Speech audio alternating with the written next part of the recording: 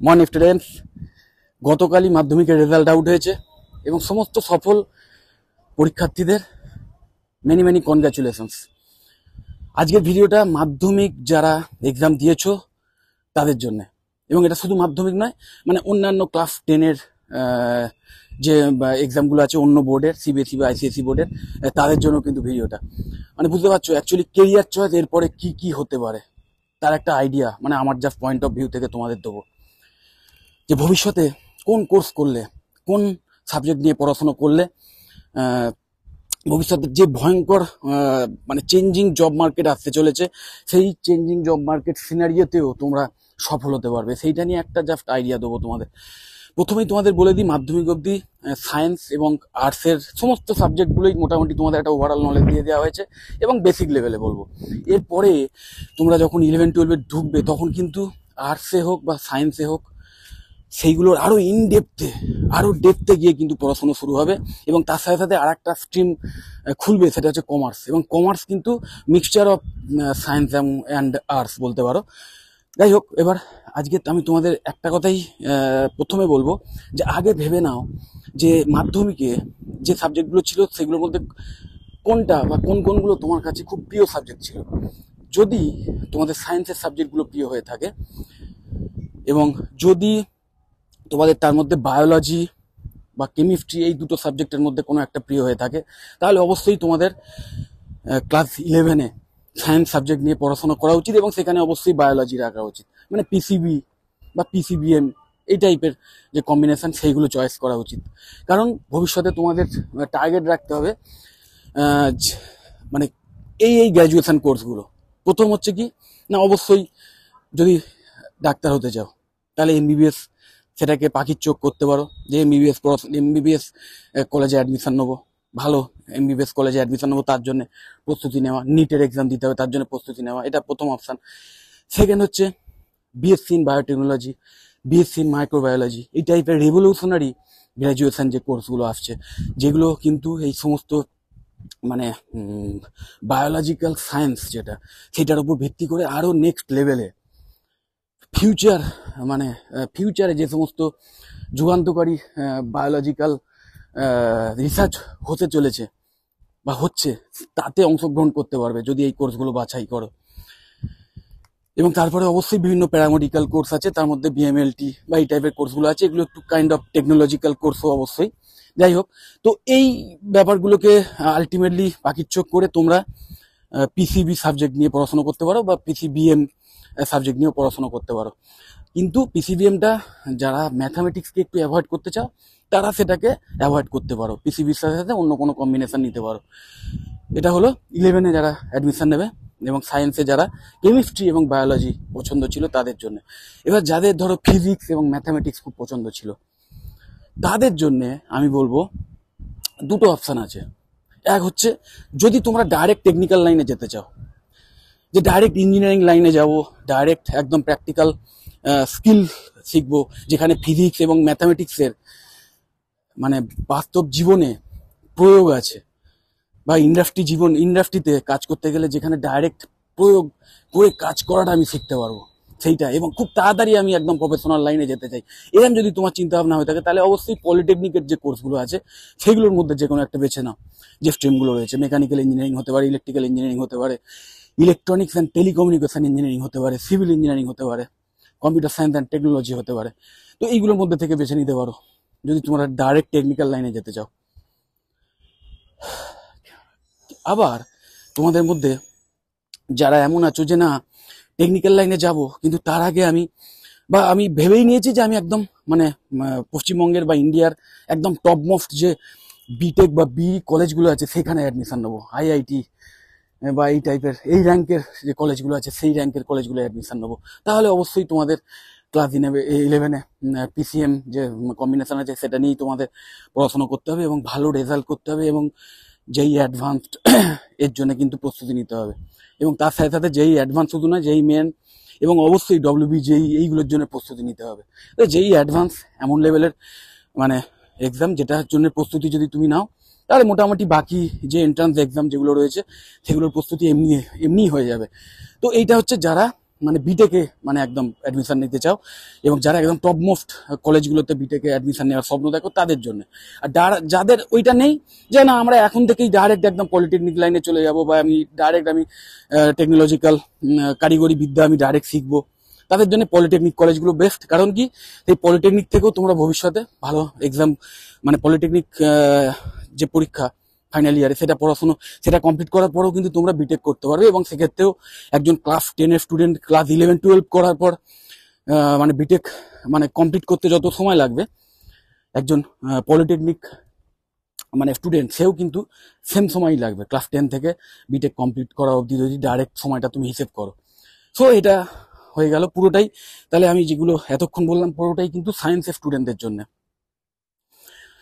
এবার আসি যারা সায়েন্সের স্টুডেন্টদের জন্য আর একটা অপশানও রয়েছে অবশ্যই, এই বিশেষ করে যারা কম্পিউটার সায়েন্সটাকে পছন্দ করো, বা কম্পিউটারে যে অ্যাপ্লিকেশন, কম্পিউটারে যে প্রোগ্রামিং, এইগুলো যারা শিখতে চাও, তাদের জন্য আর একটা অপশান আছে। সেটা হচ্ছে ওই পিসিএম যে কম্বিনেশন, সেটা নিয়ে বা অন্য কোনো সায়েন্টিফিক যদি কম্বিনেশন নিয়ে ক্লাস 11-12 পড়াশোনা করো, তাহলে তারপরে বিসিএ যে কোর্সটা আছে, ব্যাচেলার অফ কম্পিউটার অ্যাপ্লিকেশন, এই কোর্সটাও কিন্তু বাড়তে পারো। এটাও কিন্তু কাইন্ড অফ মানে মানে বিটেক ইন সিএসির মতোই কোর্স, এবং হাইলি মানে কোডিং ওরিয়েন্টেড কোর্স।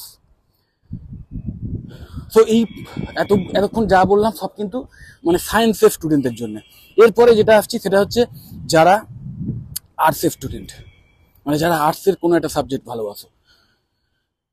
দেখো আর্টসে আমি তোমাদের একটাই কথা বলবো, যে আর্টসের যারা স্টুডেন্ট তারা একটু ভেবে চিন্তে নেবে যে তোমাদের একটু ক্রিয়েটিভ কাজকর্ম করা পছন্দ, মানে কম্পিউটারে বসে যে ফটোশপ বা অ্যাডোব প্রিমিয়ার বা এই টাইপের ভিডিও এডিটিং সফটওয়্যার, বা ধরো ফটোগ্রাফি বা নিউজ এডিটিং, বা বেশ একটু সুন্দর লেখা, মানে মানে লেখার যে দক্ষতা, সুন্দর মানে এসে লিখতে পারো, বা ইংলিশে ভালো দক্ষতা আছে, ভালো মানে লেখালেখির কাজ পছন্দ, বা ভালো কথা বলার, মানে একটা গুছিয়ে কিছু একটা রিসাইটেশন করা, এই সবগুলো যদি পছন্দ হয়, তাহলে অবশ্যই তোমরা আর্টসের যে সাবজেক্টগুলো আছে সেইগুলো নিয়ে ভালো করে পড়াশোনা করো, এবং করে আলটিমেটলি তোমরা ভবিষ্যতে বিএসসি ইন মিডিয়া সায়েন্স এই সাবজেক্টটাকে চয়েস করো।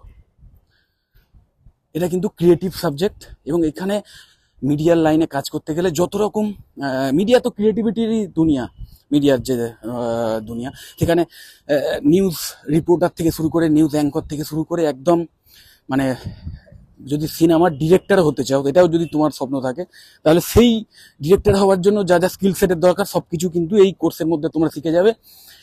এবং এটা অনেকেই বলে যে একটা সিনেমাতে অ্যাকচুয়ালি সমস্ত আর্টসের মানে মেলবন্ধন আছে। একটা সিনেমা তৈরি করতে গেলে সমস্ত আর্টসের যতগুলো শাখা আছে, আর্টসের মধ্যেও আবার যতগুলো শাখা আছে, সমস্ত শাখার কিন্তু মেলবন্ধন এই একটা সিনেমার মধ্যে দেখা যায়। ওই জন্য আমি তোমাদের বলছি, সিনেমাটাকেই উদাহরণ দিচ্ছি। এছাড়াও মিডিয়াতে প্রচুর ইন্ডাস্ট্রি আছে, ওটিটি প্ল্যাটফর্ম আছে, তারপর ধরো এই নিউজ মিডিয়া রয়েছে, তারপর ধরো বাদ বাকি যে এখন যে পিআর মানে যে মানে পাবলিক রিলেশনস অফিসার হিসেবে সমস্ত যে আইটি সেক্টর বলো, অন্যান্য এমএনসি বলো, সেখানেও কিন্তু মিডিয়া পার্সনদের দরকার হয়। সো শুধু যে এই কোর্সটা করলে কোনো একটা মিডিয়া হাউসে চাকরি পাবে বা মিডিয়া ইন্ডাস্ট্রিতেই চাকরি হবে তা নয়, সমস্ত মানে এমএনসিতে চাকরির সুযোগ খুলে যাবে, এবং ডিজিটাল মার্কেটিংটাও এখানে শেখানো হয়। এবং তার ফলে ওই যেটা বললাম, যে শুধু মিডিয়া হাউস নয়, বাকি সমস্ত ইন্ডাস্ট্রিতেও কিন্তু চাকরির দরজা খুলে যেতে পারে।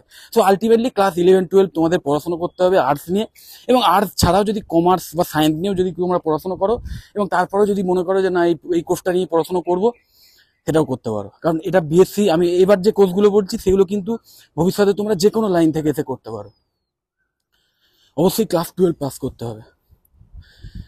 তারপরে বলি, যারা আর্টসের, আবার ওই যেটা বললাম, যারা একটু ক্রিয়েটিভ মাইন্ডেড তাদের জন্য এটা। আবার যারা আর্টসের মধ্যে যারা একটু ধরো মানে লোকজনের সঙ্গে মেলামেশা করে কাজ করতে ভালোবাসো, প্রচুর লোকজনের সঙ্গে মানে মানে কি বলবো, মানে সাযুজ্য বজায় রেখে তাদেরকে ম্যানেজ করে কাজ করা পছন্দ করো, বিভিন্ন জায়গায় ঘুরে ঘুরে সেখানকার এক্সপিরিয়েন্স গ্যাদার করে কাজ করতে পছন্দ করো, মানে খুব একটা ডেস্ক জব পছন্দ নয় যাদের, তাদের জন্য আমি বলবো মানে ওই অপশান হচ্ছে কি, যে আর্টস, সায়েন্স বা কমার্স যে কোনো একটা সাবজেক্ট নিয়ে পড়াশোনা করো, কোনো অসুবিধা নেই।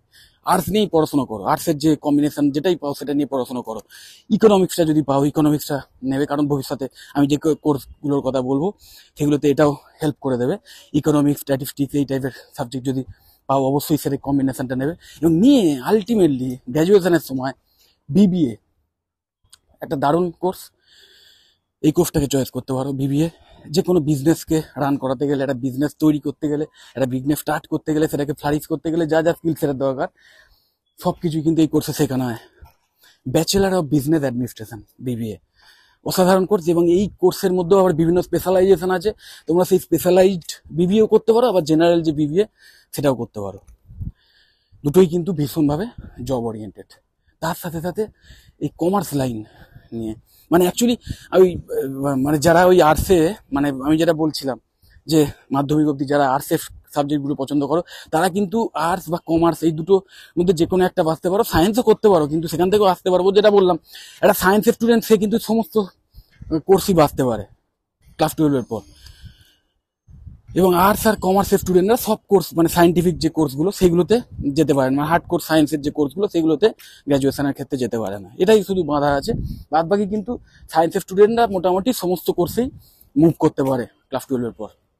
তো যাই হোক, যেটা বলছিলাম যে তাহলে যারা এই একদম কি বলবো, মানে এই বিবিএ কে পাখির চোখ করেই এগোতে চাও, তাদের জন্য কিন্তু অবশ্যই আমি বলবো, যদি তোমরা ক্লাস 11-12-এ যদি কমার্স সাবজেক্টটাকে বাছো এবং অ্যাকাউন্টেন্সি থাকে, তাহলে অবশ্যই তোমাদের একটা অ্যাডেড বেনিফিট হবে। অ্যাকাউন্টেন্সি, ইকোনমিক্স, তারপর ধরো স্ট্যাটিস্টিক্স, এই সমস্ত সাবজেক্টগুলো কিন্তু তোমাদের বিবিএর ক্ষেত্রে অনেক অ্যাডেড বেনিফিট দেবে যখন বিবিএ করবে, কারণ তোমাদের একটা ওভারঅল আইডিয়া হয়ে যাবে। এবং তারপরে এছাড়াও কমার্সের যারা স্টুডেন্ট আছো তাদের জন্য আরও বেশ কিছু কোর্স আছে, যেমন BSc in hospitality and hotel administration. Hospitality industry মানে হোটেল ইন্ডাস্ট্রি, যে কোনো বড় বড় যে ক্রুজ ইন্ডাস্ট্রি যেগুলো রয়েছে, প্রমোদ জাহাজ, সেই ইন্ডাস্ট্রিগুলো যেটা রয়েছে, বা কোনো একটা এয়ারলাইন্সের যে কেবিন ক্রু, বা ধরো গ্রাউন্ডে যারা স্টাফ থাকেন, সেই পুরো এয়ারলাইন্স ইন্ডাস্ট্রি, এবং তারপরে অন্যান্য যত রিটেল চেন ইন্ডাস্ট্রি দেখছো সেইগুলো, যে কোনো বড় বড় রেস্টুরেন্ট যে চেন যে ইন্ডাস্ট্রিগুলো, সেই সমস্ত কিছু কিন্তু হসপিটালিটি ইন্ডাস্ট্রির মধ্যে। এবং শুধু তাই নয়, এছাড়াও বাদ বাকি সমস্ত যে কর্পোরেট সেক্টরগুলো রয়েছে, কর্পোরেট হাউসগুলো রয়েছে, সেখানেও কিন্তু এই হসপিটালিটি ইন্ডাস্ট্রির যারা এক্সপার্ট তাদেরকে কিন্তু হাই স্যালারিতে জব দেওয়া হয়। কারণ যে কোনো ইন্ডাস্ট্রি রান করাতে গেলে হসপিটেবল হতে হবে, মানে কি আতিথেয়তা জানতেই হবে, কিভাবে কাস্টমারকে স্যাটিসফাই করা যায়, সেই রহস্যটা শিখতে হবে, এবং সেই রহস্যটাই এই কোর্সের মধ্যে শেখানো হয়। BSc in hospitality and hotel administration, এই টাইপের আর একটা কোর্স আছে, bachelor in travel and tourism management. এটা বিশেষ করে তাদের জন্য যারা হসপিটালিটি ইন্ডাস্ট্রিতেই কাজ করতে চাও এবং ট্যুরিজম রিলেটেড কাজ করতে চাও, ট্যুরিজম ইন্ডাস্ট্রিতে কাজ করতে চাও, বিভিন্ন জায়গায় নিজের বেড়ানোর শখটাকেও পূরণ করবে, প্লাস তার সাথে সাথে ইনকামও করবে, এরকম যদি মানে ইন্টারেস্ট থাকে, তাহলে অবশ্যই এই কোর্সটাকে বাঁচতে পারো তোমরা। এবং এইগুলো সবই কিন্তু গ্র্যাজুয়েশন কোর্স, মাথায় রাখবে। সো এই লাস্টে যে তিনটে কোর্সের কথা বললাম, মানে BBA, BSc in hospitality and hotel administration, বা bachelor in travel and tourism management, এই তিনটেই কিন্তু কাইন্ড অফ কমার্স লাইনের কোর্স।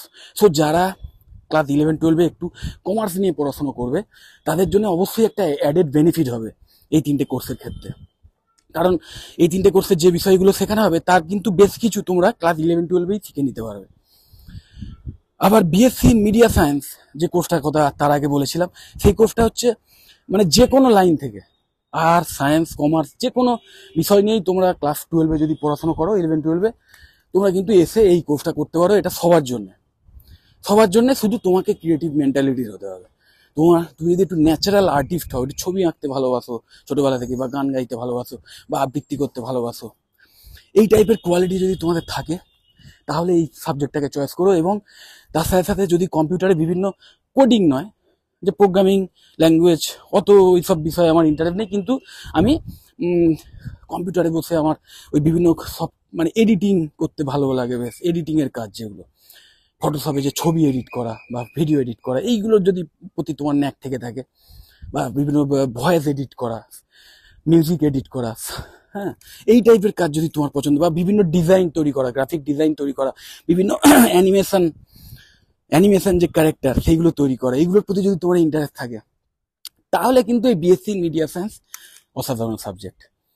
আর অবশ্যই তার আগে যে কোর্সগুলোর কথা বলেছিলাম, বিটেক, পলিটেকনিক তো ডাইরেক্ট একটা শর্টকাট বিটেকে যাওয়ার, বিশেষ করে যারা সায়েন্সের স্টুডেন্ট তাদের জন্য, যারা সায়েন্সের সাবজেক্টগুলোর মধ্যে ফিজিক্স এবং ম্যাথামেটিক্সকে ভালোবাসো তাদের জন্য আমি বলবো, ডাইরেক্ট তোমরা যদি ডাইরেক্ট টেকনিক্যাল লাইনে যেতে চাও, একদম মাধ্যমিক থেকে চোখ বুঝে পলিটেকনিক কলেজে ভর্তি হয়ে যাবে।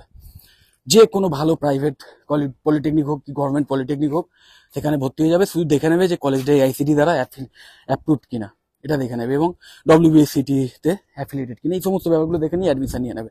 আর যারা বিটেক করতে চাও তারা অবশ্যই কোনো ভালো মানে খুব ভালো রেজাল্ট করার চেষ্টা করবে ক্লাস 11-12-এ, পড়াশোনা করবে ভালো করে, এবং অবশ্যই জয়েন্টের জন্য বিভিন্ন যে জয়েন্ট এন্ট্রান্স এক্সাম যেগুলো, সেগুলোর জন্য খাটবে। এছাড়া যারা ওই যে আরো যে কোর্সগুলো বলেছিলাম, বিএসসি বায়োটেকনোলজি বা বিএসসি মাইক্রোবায়োলজি, এইগুলো হচ্ছে যারা বায়োলজি সাবজেক্টটাকে পছন্দ করো বা কেমিস্ট্রি সাবজেক্টটাকে পছন্দ করো, কেমিস্ট্রি এবং বায়োলজির মিক্সচার এই সাবজেক্টগুলো। যাই হোক, আশা করি ভিডিওটা থেকে একটা আইডিয়া পেয়ে গেছো। যদি এর পরেও কোনো কনফিউশন থাকে যে কোন সাবজেক্টটা বাছবো, বা যদি বুঝে উঠতে না পারো এখনো, তাহলে অবশ্যই আমাকেও কল করতে পারো, আমি তোমাদের সাজেস্ট করে দেবো যে কোন সাবজেক্টটা তোমার জন্য বেটার হবে। আর যদি একটু কনফিউশন থাকে যে হ্যাঁ আমার এই সাবজেক্টের প্রতি ইন্টারেস্ট রয়েছে, আমি ভবিষ্যতে, ধরো কথার কথা বলছি যে আমি ভবিষ্যতে প্রোগ্রামার হতে চাই, আমি ভবিষ্যতে কিভাবে গেমিং যে সফটওয়্যার সেগুলো কিভাবে তৈরি হয় সেটা আমি শিখতে চাই, এবং আমি নিজে গেমার হতে চাই, মানে আমি নিজে গেমার নয়, মানে আমি নিজে গেম ক্রিয়েট করতে চাই, এবং তার জন্য যে প্রোগ্রামিং ল্যাঙ্গুয়েজ সেটা শিখতে চাই। এরকম যদি তোমার ইচ্ছে থাকে, কিন্তু ইচ্ছে থাকলেই হবে না তোমার, কিন্তু তুমি একটু স্কেপটিক্যাল থাকো, এই এই এই যে প্রোগ্রামিং করতে গেলে কি কি শিখতে হয়, কি টাইপের পড়াশোনা করতে হয়, সেইটা নিয়ে যদি কোনো আইডিয়া না থাকে, তাহলে অবশ্যই আমি বলবো যে কোর্সে অ্যাডমিশন নেবে সে তার জন্য সেই কোর্সের সিলেবাসগুলো দেখে নেবে, সেই সিলেবাস থেকে একটা আইডিয়া পেয়ে যাবে, এবং সেই সিলেবাস থেকে তোমরা মানে যে চ্যাপ্টারগুলো আছে সেই চ্যাপ্টার থেকে যদি বুঝতে না পারো সিলেবাস দেখে যে কি আছে কিছুই বুঝতে পারছি না, তাহলে সেই সিলেবাসে যে চ্যাপ্টারগুলো থাকবে সেইগুলো ওয়াইজ বিভিন্ন সোশ্যাল সাইটে সার্চ করবে, গুগলে সার্চ করবে, সেখান থেকেও কিন্তু মানে তুমি যে কোশ্চেন বা সেইখানে যে টিউটোরিয়াল সেইগুলো দেখলেও তোমার একটা আইডিয়া পেয়ে যাবে যে এই এই বিষয়গুলো আমাকে শিখতে হবে, এবং সেখান থেকে একটা আইডিয়া পেয়ে যাবে যে যদি তুমি প্রোগ্রামার হতে চাও, কথা বলছি, তাহলে তুমি হয়তো দেখে নিতে পারবে যে প্রোগ্রামিং যে বেসিক জিনিসগুলো, C++, এই যে ল্যাঙ্গুয়েজগুলো, এগুলো শিখতে গেলে কি টাইপের স্কিল সেটের দরকার হয়, সেটা আদৌ তুমি মানে সেই স্কিল সেটের অধিকারী কিনা সেটা দেখে নেবে।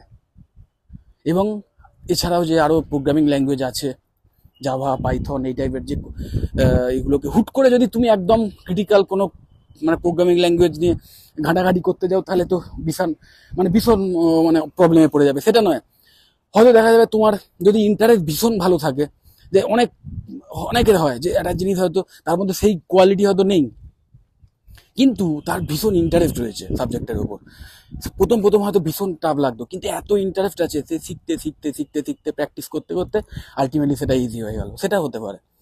সেটা নির্ভর করছে, ওইটাই বললাম, তোমার অদম্য ইচ্ছের ওপর, এটা একটা ম্যাটার করে অবশ্যই। কিন্তু তাও আমি বলবো, যদি ন্যাচারালি তুমি সেই স্কিল সেট নিয়ে ইনভলভ থেকে থাকো, প্রতিটা মানুষের মধ্যে কিছু কিছু স্কিল সেট থাকে যেটা তাকে ন্যাচারাল ওয়েতেই কোনো একটা প্রফেশনের দিকে একদম মাস্টার হতে এগিয়ে দেয়। তো সেইটা যদি তুমি বাছাই করে নিতে পারো না, যে তোমার কোন বিষয়ের ওপর ন্যায় আছে, তোমার কোন বিষয়ের ওপর ইনবর্ন কোয়ালিটি রয়েছে, সেটা যদি ভেবেচিন্তে তুমি সাবজেক্টটা বাঁচতে পারো, তাহলে কিন্তু কেরিয়ারটা একদম টপ লেভেলে যাবে। এবং এখন কিন্তু সেটাই বাছার সময় মাধ্যমিকের পর, কারণ এখন থেকে যদি তুমি টু দি পয়েন্ট হিসেব না করো, তাহলে কিন্তু পরে আরো প্রবলেম হয়ে যাবে। কারণ এখন যুগটাই এসে গেছে এমন যে তোমাকে কোনো একটা বিষয়ে অনেকটা জানতে হবে, মানে যতটা রিসার্চ হয়ে গেছে পুরোটাই জানতে হবে, কোনো কিছুরই জানার শেষ নেই, সেটা ঠিক, কিন্তু যেটুকু অলরেডি বেরিয়ে গেছে তার পুরোটাই জানতে হবে, এরকম লেভেল, এবং সেটাকে পুরো স্কিল সেটটা অর্জন করতে হবে। যাই হোক, যদি এই যেটা বললাম, যদি কোনো রকম হেল্প লাগে অবশ্যই আমাকে কল করো বা আমাকে হোয়াটসঅ্যাপ করো, আমি অবশ্যই তোমাদের সাজেস্ট করে দেবো। যদি ভিডিওটা ভালো লাগে অবশ্যই লাইক দিও, চ্যানেলটা যদি এখনো সাবস্ক্রাইব না করে থাকো এক্ষুনি সাবস্ক্রাইব করে নাও এবং ভিডিওটা যতটা পারো বন্ধু বান্ধবদের শেয়ার করে দিও। টাটা।